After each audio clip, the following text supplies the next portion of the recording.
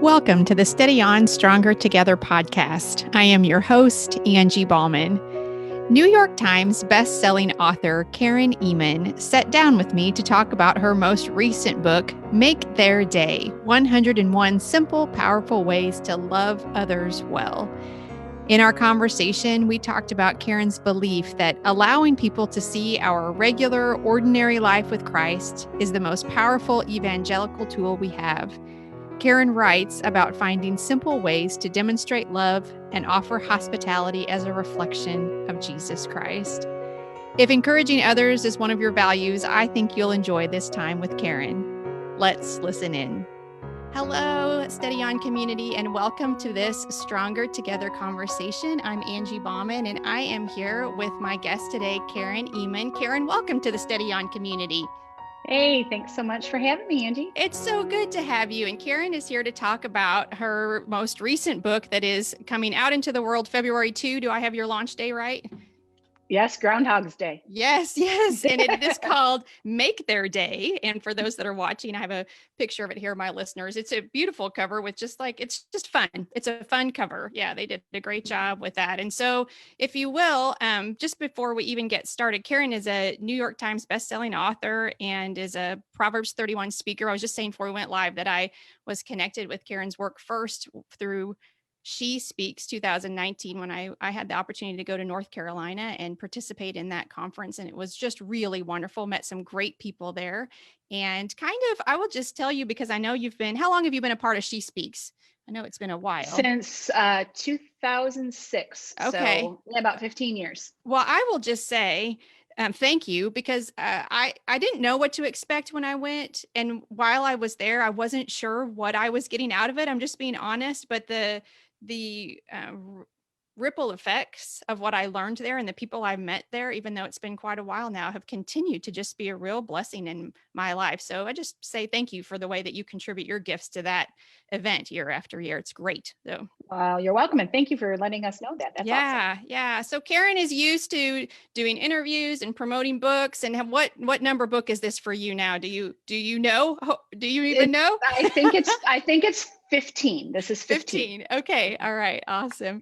And let's see. Let's just talk a little bit about, I read some reviews of Make Their Day, and I just wanted to send some words back to you in case you haven't seen them yet. I have not read it. Some things. Oh, you're fine. These are not just some things people have said about it. Some early readers have said, Missy said, it's a bright spot in today's world. Linda said, it reminds me we can shine our light and bring joy wherever we go. And Ashley says it's full of thoughtful and fun ways to love. And I just thought that was just really wonderful praise for something to just encourage us, to get us going about thinking in a time when it's so easy to think of ourselves and all that we've lost, right? I think it's just an encouraging thing to think outside yourself and think about other people. So before we dive into kind of the whys behind the book, would you just tell us just a minute about yourself and maybe your family, where you live, all that kind of good stuff? Sure. I live in Michigan, right in the middle of the mitten. You know, we always have our maps with us here in Michigan. We are America's high five, right? So I live in the middle of Michigan. It's very cold and snowy here today, but I've lived here my whole life. Married my college sweetheart, and we have 3 adult children, 2 of whom got married, one right before the pandemic and one right in the middle of the pandemic, a quick throw together wedding because it was going to be held in Spain and we had to pivot and shift and all that good stuff. And so I have 5 kids now with those 2 and 2 grand puppies. One's an Alaskan Malamute and one is a Great Pyrenees, and they don't live at my house, so I get to spoil them and I have to clean up after them. And I'm a writer and speaker with Proverbs 31 Ministries, and I just love helping women to live their priorities and love their lives and display the gospel as they do. Say those. What do you love? Say those again. I want to add. Okay. Help women to live their priorities. And love their lives. And their lives. Women, I feel like, don't love their lives, are not living their priorities. So they kind of go together. And then as we do that, people watching us see the gospel. How do you think we how do you think we don't live our priorities? I just want to stay there for just a second. Yeah. Oh, that's fine. Well, what was the big eye opener for me, this was probably 15, maybe even 20 years ago. I once heard somebody say, if you really want to know someone's priorities, check their, this will show you how old this was. Yes. Check their checkbook. Calendar and their checkbook. Is that what you're going to say? Calendar, yes. And so I thought, well, my checkbook's fine. My checkbook's fine. Mm-hmm. We didn't have a ton of money, so we weren't like mishandling it because we had to be so careful. Yeah. But when it came to your calendar, I thought, does how I say which is what I say my priorities are, line up with how I spend my time. Yeah. And so I just kind of started watching it was this whole big long journey God took me on. I started really watching myself and really writing down how much time I spent on what things, and my priorities were all out of whack. No wonder I didn't love my life. No wonder I was feeling chaotic and scattered and not focused. And so I really set about clearing off my plate and making sure only the things I put back on it were the things God had called me to. Because I'm kind of a yes girl. I'm a people pleaser. I love to just say yes and make people happy. And unfortunately, I was running around making everyone else outside my home happy while my poor miserable family just tried to keep up with me. So when you looked at your calendar during that season of your life, because I am a recovering perfectionist, people pleaser myself, it's something that the Lord has just really worked on my heart about.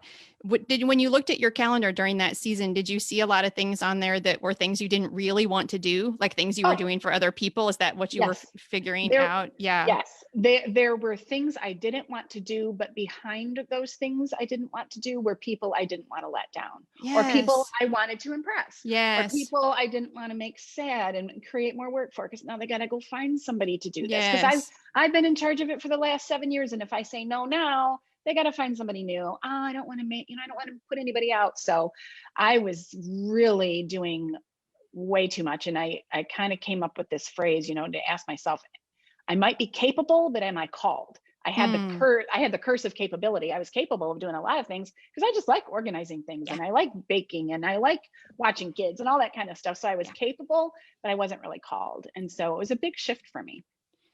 And what did the Lord, how did he begin to change that in you? Can I ask, just like what happened in you that you decided I actually can say no to some of these things? Well, I at that time, we had a very tiny little unfinished basement in our small little 900 square foot house that I loved. It was my favorite house we ever had. But I had a bulletin board and an old card table that were my first office. And on that old bulletin board that I'd purchased at a garage sale, I put a list just written on like a 3x5 card of what I said my priorities were in order. So it said God, and then it said Todd, and then it said my children, and then it said other family members, and then on down the list. And I kind of ranked them. This is just, I'm not saying everyone needs to do this, but this is kind of what I did. And so I numbered them. And so I would often just tell myself as I went about my day, kind of rolling like I had been rolling that had gotten me in trouble, I would notice, back then we were homeschooling, and I would be administering a spelling test to my daughter while the boys were playing happily with their cars on the floor or whatever. And the phone would ring, and I'd jump up and get the phone, and I would get interrupted for what I was doing with my daughter because a friend had called me because she was going through a divorce and she was in a rough spot. And I really felt like I needed to talk to her. So, but then I would go, oh, wait, my daughter, she's a 3. My friend, this is a 7. Oh, wait, I'm letting a 7 bump a 3. That's not to say that there's not times. Right. But I found that I was running around meeting everybody's need and answering the phone every time someone needed something, preventing them from going to God, the place they should have been running in the first place. Yes. And so I just had to learn to let the answering machine get the call, which is not my personality at all. I'm like, oh, who is it? This might be fun. Let's talk. So I just kind of had these numbers in my head. And then slowly over time, I started focusing more on, and not to say that if God's your number one, you need to be spending 9 hours a day with him because you spend 8 hours a day at work. It's not always time. It's the focus. Is God my first focus of the day? Is my husband my greatest priority? Or am I letting a hobby or time with friends or church responsibilities trump time with my family? And I think back to those times, Angie, there were so many times. It was during a really busy time for me as far as having kids and being busy with smaller children. And so my friends were all doing that too. And a lot of them, needed a meal taken. And I was just notorious for pulling out all the stops and making a great from scratch meal, 4-course meal, homemade everything. And then my family would eat like leftover turkey sandwiches. And so I had to learn like little rules. If I can't make the same meal for my family that I'm for the person I'm going to take that just had a baby, then I'm going to say no. I'm going to say, I'm Yeah. sorry, I can't sign up for the meal train or whatever. So just little things like that. Slowly I saw, and my kids noticed it because they Sure. used to say things like, oh, they'd see a homemade blueberry pie cooling on the counter and say, oh, blueberry pie. Who's that for? Because they knew it wasn't for them. So Right. slowly they noticed that, Yeah. not that I quit doing those, but I started to ask myself, am I capable or am I called? Yeah, I'm capable of making a meal every single day, probably, unless I was sick. But am I called? Like, I've just done several of these, and there's a lot of other people that could do it. I don't have to. Every need is not necessarily my call. Yours. Yeah. Yeah. And so how does that balance then? Because I know several of your books are about hospitality and reaching out to others and all that. And so how do we, because what I hear you say is taking care of our priorities, knowing them and paying attention and have intentionality around priorities is really important in our lives. So how does that marry or fit together with then also serving the people around us? Can you speak to that a little? As long as I feel like I'm doing it in tandem and I'm doing it as an example for my kids, then I kept doing it. But it was these times that I was like, oh, I got to find someone to watch the kids so I can run off and save the world, and not that it's wrong to ever have someone watch your kids. I'm not saying that, but I learned to kind of marry the two. So because I feel like sometimes we see extremes when it comes to ministry. We see people that say, oh, I'm not gonna let my family hold me back from doing ministry, and they sign up for everything and they're off saving the world. Then on the other hand, we have people that say, oh, my family is my ministry. I don't do anything outside my four walls. And to that person, I would say, well, then how do you expect to raise children who grow up and catch a vision for sharing the gospel and reaching out and offering hospitality if they never see you do it? If all you're ever doing is catering to their every whim, So I tried as much as I could with my ministry with speaking and writing, and with my husband and my ministry with hospitality or leading Bible studies or whatever, to make the kids a part of it. They would help get the house ready. They would help make the cookies, even though they didn't turn out as nice as if I had made the cookies, And they would be praying for my husband as he led a Bible study at work. He works in a factory, and he was allowed on break time to have a Bible study. And so they would know these men by name, and they would be praying for them by name. And it was our whole family's ministry. We tried to catch a vision for reaching out to others, offering hospitality, leading Bible studies in small groups, but not at the expense of our family, and not, oh, despite my family, I'm just going to, put them on the shelf and do it, but in tandem. Yeah. Yeah. I've heard you talk several times about your mom and her intentionality about reaching out to people and what she taught you, especially like sometimes in our disappointment, especially we were talking about just like the things that we've lost during COVID, during this pandemic. And it's easy to focus on ourselves, I think, and the things that we've lost or the disappointments.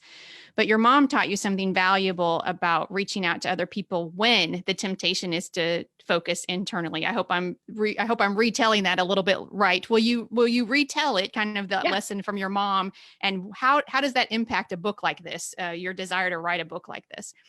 Yeah, my mom and I couldn't be more different. She is very sweet and quiet and laid back and doesn't talk a lot. And you're not? And I'm not. No, I'd love to talk. In fact, my husband always teases that he's going to put just a period on my tombstone if I pass away before he does, because she's finally done talking. Done. But, my husband says he's going to put she made lunches on mine. I don't know if that's good or not, because I say that's all I do is pack lunches. Not anymore, since they don't go to school. But well, but my mom, I remember one day, she taught me a really important lesson. I was in middle school. I came home from school. I was upset. We were sitting at the dining room table, and I was just pouring my heart out to her. I can't even remember for sure what I was upset about. It was either a boy didn't notice me or I didn't get invited to a slumber party. It was one of those two things. I think it was a slumber party. But I remember just, oh, my life's terrible, blah, blah, blah. And I was so depressed or so upset. I was so dramatic, which I can tend to be. And she gave me a little piece of advice I've never forgotten. She said, honey, whenever you think that your life's not going great, circumstances have gotten you down and you're depressed and everything just looks doom and gloom, you have to remember this. There is always somebody out there who has life worse off than you. So here's what you do. You go find that person and you do something to make their day. And in a strange way, it ends up making your day as well. And I saw my mom live this out. She was a single mom living on a budget so tight it squeaked, raising two kids all by herself. And when she became single, she didn't even have a driver's license or know how to drive or own a car. And she had to figure that all out. I still look back, well, how did she figure that all out? But, we never felt like we were lacking because her life was a mission to go find somebody and make their day and cheer them up. She was a great listener. I'm a horrible listener. I love to talk too much, but she would just listen for these little things like I call heart drops. Like when somebody says something without saying it, you're like listening between the lines. Maybe they say that their husband's having the results of some medical tests come back next Thursday. And they don't say, and I'm really concerned about it. I'm really upset and I'm worried. But if you're listening, it's a little heart drop. So she would write on her calendar to call that person that next Thursday and see how did things go, And so she was just really great at listening, even for silly things like what someone's favorite candy bar was. And she would take it to her coworker on a random day when they were having a bad day, just say, hey, I'm thinking of you. She just was always on the lookout and noticing people that least expected to be seen and cheering them up. And then we didn't feel like our life was so bad, because you do that. You think, oh, my house is so small and I don't have a nice new remodel job with shiplap and all that stuff on those shows. Because we got our eyes on those shows, and I love the shows. Absolutely. I know, but but it can make us feel less than, right? Yes. Mm-hmm. And we have our eyes on the wrong people. I call it coming apart at the seams. And by seams, I mean SEEMS. It seems everyone else has life better than us. It seems they have a better marriage, more well-behaved children, a bigger house, all that kind of stuff. And instead, if we can stop looking at the people that we think have life better than us and go find someone who surely does not. All of a sudden, my too small house with the kitchen that's not so functional looks great when I go to the women's shelter and I'm teaching a Bible study there when my family's serving a meal to these people who have nowhere to live. Suddenly my kitchen's not that bad. Do you know what I'm saying? It's that comparing. I do. Yeah. And when you actually, when we're called to have a heart of gratitude, when we can look around our life and have an attitude of praise and thanksgiving, then I think it's so much easier to do these kinds of things that you've written in your book about these little ways that we can bless people, because we do that from a recognition. It's like from an overflow, don't you think? Like when we recognize, the blessings and the way that God is working in our lives, then it becomes an overflow, not a chore, to extend that to someone else, right? It does. And it makes life an adventure. Not that every single day I'm going out and saving the world, but every morning I wake up and I think, Lord, tap me on the heart if there's somebody who needs a text message. Just bring their name to my mind and help me when I'm out and about during my day, whether that's just going to the grocery store and the post office and the dry cleaners, to notice that person who needs a smile. It's harder a little today to smile with your mask on, but your eyes can still smile, right? They do. Yes. Or you can see that woman in the grocery store who's struggling with the shopping cart that has a screaming baby in it and a toddler who's pulling stuff off the shelves. Don't roll your eyes at her and walk by and go, well, my children never did that, because they did. Instead, maybe not in that grocery store, but somewhere, right? And instead I'll stop, and I'll just say, hey, I just want to let you know what you're doing is important, and God sees you and I see you, and here's a $10 bill. Get yourself a latte and something to treat the kids to on the way home, because you look like you could use it. I mean, it's just noticing those people rather than living in this culture, which, and I'm not against social media at all, but this whole social media culture has made everything about us. It's taking a picture of what I'm eating, of what I'm doing, of what I think, slinging my unsolicited opinion. It's me, me, me, me, me. If we could just be quiet and instead quit making it so selfie centered and instead just be on the lookout for somebody that needs to be noticed, it really makes life an adventure. And your kids will come to love it. My kids, oh my goodness, my daughter actually wrote something on social media the other day. She's 29, about how she just didn't realize that not everybody grew up in a family like that. Like she didn't realize that, when you go out to dinner and they bring you a big meal, and it's going to be way too much for you to eat, that like everybody didn't just ask for a to-go container for the other half of it and then go drive by where the homeless people live and give it to them. She just thought that's what everybody did, and it's not because our family was so great, but it's just because God gave us these ideas and we were constantly praying, how can we be a blessing to somebody else? Let's not get our eyes on ourselves. And do the oh poor me thing. Not that I didn't do that sometimes, but it just is such a perspective shift when you can be on the lookout for someone who doesn't have life as good off as well off as you do, and do something for them, whether it's financially or whether it's, you know, emotionally, or just praying for them. It really does make life an adventure. And as I agree, and as we mature, don't you think we're going to do the poor me and the compare? And I love what you said, coming apart at the seams. You know, we're going to do some of that sometimes because that temptation is just present in the world. But can we shorten the gap, right? To remember when we start to feel that way, to remember to shift our focus back to gratitude and back to other people, so that we can actually share some of the things that we've been blessed with. And I like in your book too, how these don't have to be these huge things, right? One of the things I've heard you talk about is how your husband consistently fills up your car with gas because you hate doing it. But I've heard you talk about it several times because it's a meaningful thing, I think, right? In your life, in your relationship, it's an act of kindness. And so will you just talk about how it doesn't, I think your perspective is these can be small things, like you were saying about the candy bar and, you know, the $10 bill. Why do small things matter so much sometimes? Well, I think for me with my husband and the gas tank, it's just because he, you know, he's not a words person. He's not going around saying, oh, you're just wonderful, you're a fabulous wife. He's not. I mean, he's kind of more one of these guys like, I told you I loved you the day we married. I haven't changed. Why do you need to hear it again? Yeah, exactly. You know, but how he speaks love, and this is getting into the whole classic love languages thing, but you know, he likes to think, how can I lighten her load? Yeah. And like just this morning, I know when I went to bed last night, the kitchen was an absolute mess. My boys wanted banana bread, and I said, okay, I got some bananas that need to be used up, and I made banana bread, but I made it kind of late at night. And I was just too tired. And you didn't stay up and do all the dishes? I didn't stay up and do I left them there. Now, my husband, he goes to work at 4 a.m. But on Mondays, he goes to work at 3 a.m. Oh, my. So today, he was up super early. And I tried not to be upset when the clanking of the dishes woke me up, but I heard him out there doing the dish because he knew she has like 5 podcasts on Monday and a big meeting with her publisher. And she's got a lot to do. She doesn't want to get up to a bunch of dirty dishes. So that's how he says, he doesn't say it. He doesn't buy me flowers a ton unless they're on clearance, because he has permission to buy clearance ones.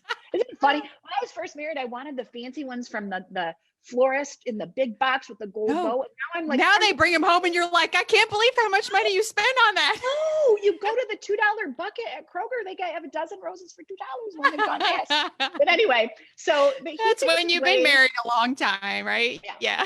A million years. But he thinks of ways to lighten my load, like getting up and the dishes are done, or, you know, putting gas in my tank. We've been married over 30 years, and I probably can think of maybe 20 times in my life I put gas. I just don't. Now, for a long time, we shared a car. We've only had 2 cars, you know, in the past decade or so. But he comes home from work, and if he knows my car's kind of low on gas, I can hear him. He hops in the other car and he goes to the gas station. And he gets gas. It's just a little way that he lightens my load, and that's how he says I love you. So we need to look for those little things instead of always looking for the fancy flowers and the big piece of jewelry on Valentine's Day or whatever, and learn to interpret their love, because it's different.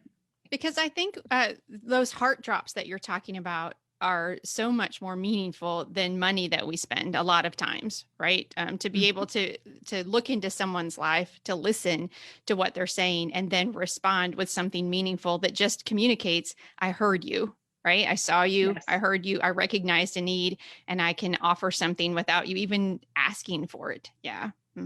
Yeah. Yes.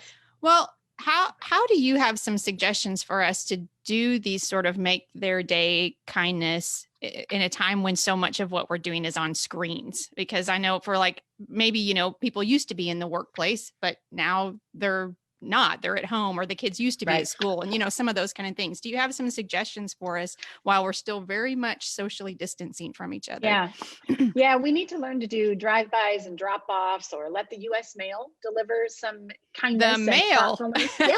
I've been making like little shoe boxes of surprises for people. You know, their favorite candy bar, and a handwritten note in there, and a new journal, or, you know, whatever. And I can't get together with them. You know, we're in Michigan and our restaurants are still closed. You know, we can't go to a coffee shop and have coffee with a friend because there's no indoor dining. So using the U.S. mail, or just, you know, digitally doing stuff. You know, if you've got a friend who's going through a hard time, make a playlist for her and send it to her. Here's some songs I thought would encourage you. Here's some great worship songs. Or again, use the mail to do something simple like send a packet of forget-me-not seeds to somebody that you haven't talked to in a long time and say, hey, I just want to let you know I haven't forgotten you. I mean, just little ways that you can use the mail or do things digitally. You can even, throw a party online as people do with Zoom or with Facebook.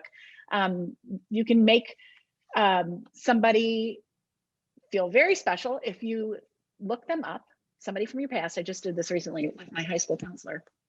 Maybe a teacher that really impacted your life, find them on Facebook and then leave something on their wall and just say, hey, I just want to let you know you made such a difference in my life 10, 20 years ago, however long ago it was, and I've never forgotten it. There's a lot of creative ways we can reach out and touch somebody, and it doesn't have to involve having them into our home. It can be, dropping it off, using the mail, using our phone. We just have to get a little creative.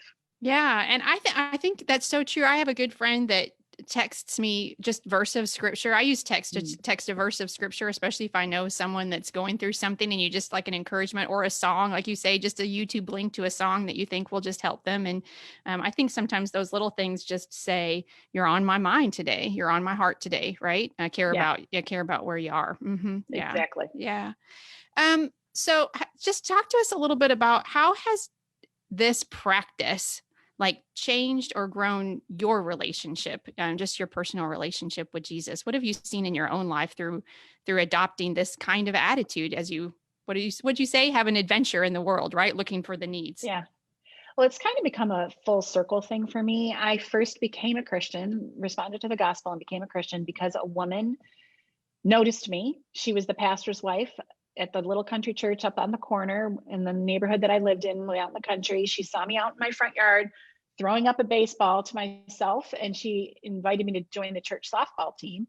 And she just let me in her life. She just allowed me to pull up a chair and join her in her everyday life. She had 2 small children, but I used to always go over there after school, whether they were, doing bath time or folding laundry or whatever. She would give me a cup, I remember, of apple cinnamon tea. I would sit there and sometimes I ate her leftovers for a little snack. And she just let me in her life. Yeah. And so it was through her that I became a Christian. And now fast forward, all these years later, my husband and I have both seen so many people who have come to faith just because we let them in our ordinary life, just because we reached out and did something to them. So it's grown my faith, but it's also helped me to see the faith of others either begin or grow. And that's what's so exciting. I think so too. I am always like amazed when the Lord just grants me the opportunity to see how I have been able to partner with him to make a difference in his name in any way. Like, isn't it just amazingly, I'm sure with your experience, you've touched so many women through the years. And I would imagine that after you speak, or if you're doing a book signing, when the world is like more like we're used to, there are women that just stand and say, what you've shared, your story, your writing, your message today has made a powerful impact on me. And isn't that just an amazing gift that he gives us sometimes to say, I'm working through you. I'm using you, your personality, your stories, your experiences to share my love onto other people.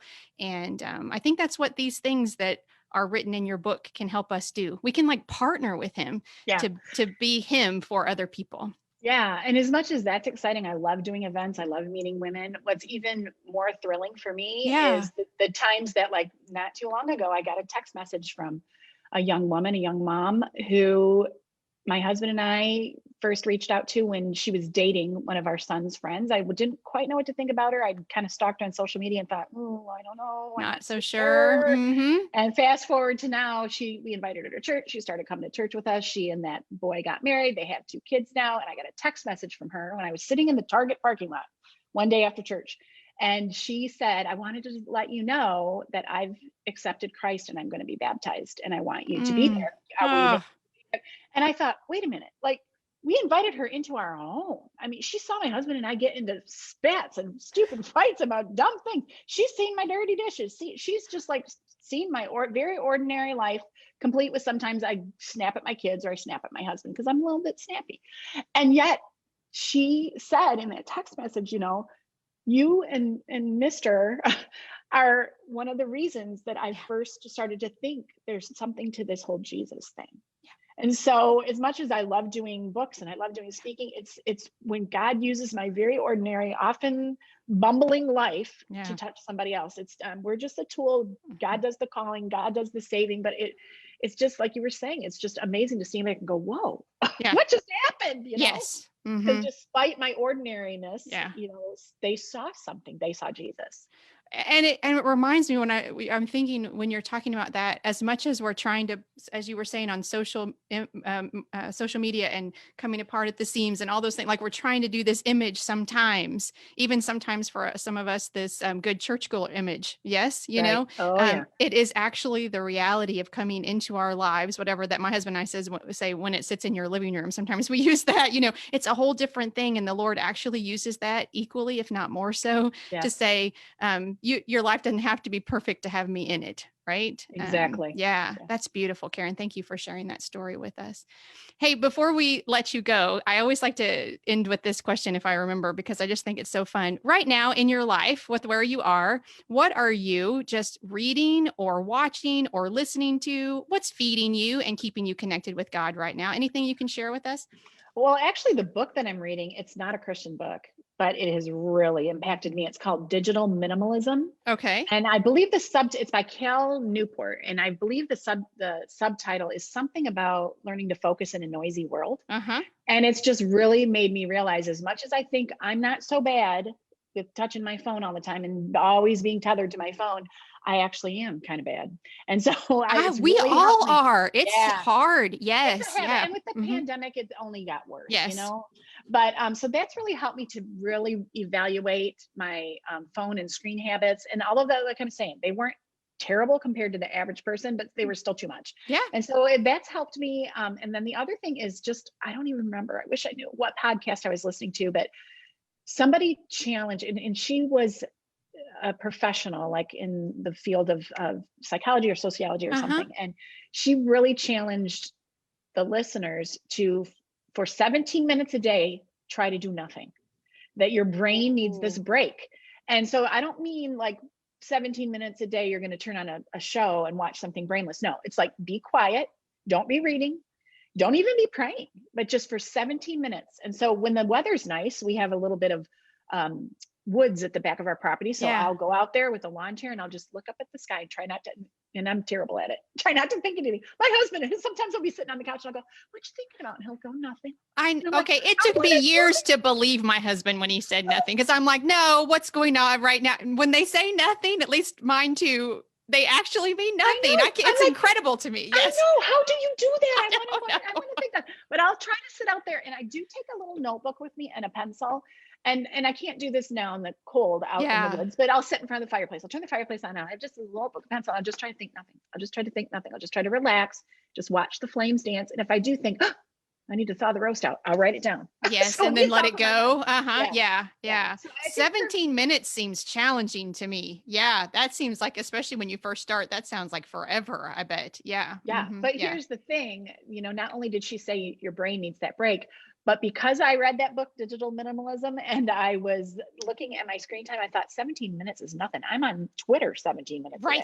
Right. So I'm swapping it out. Yeah. Thank you for sharing that. Yeah. That's a lot of encouragement. Before I let you go, I just want to tell you a couple of comments that people have been putting up while we watch live. Melanie was saying, I really like that, falling apart at the seams. She really picked up on that. And Debbie says, we never know what our encouragement will do for others. Thank you for sharing about this. It's so important. So I just echo that, Karen. Thank you so much for your time. And her book, this most recent book, is called Make Their Day. And it is available wherever Christian books are sold, February 2nd. So, Karen, I hope with all your other things today, I know it's like book launch season for you. And so all the best with everything that you're doing right now to get the word out about this book. Thank you so much for spending some time with us today. Thank you for having me. And hey, on my website, there's a place too. If people pre-order the book, they get a bunch of freebies. Oh, good to know. Recipes and little gift tags that they can do some of the. And your website is Karen Ehman, EHMAN.com, correct? Yes, ma'am. Karen Ehman, and I will put that in the show notes. Now, listen, is your banana bread, you've mentioned it a couple of times, is your banana bread recipe anywhere? That's in Reach Out, Gather In. Okay, good. Well, get that one too. That one's an excellent book also. So thank you so much, Karen. Thanks for having me. Until next time, peace. I appreciated Karen's encouraging words around what she calls listening for heart drops. It's so important to listen with both our ears and our hearts if we want to pick up on and respond to the needs of others we encounter. Because sometimes it's the smallest acts of kindness that make the greatest impact.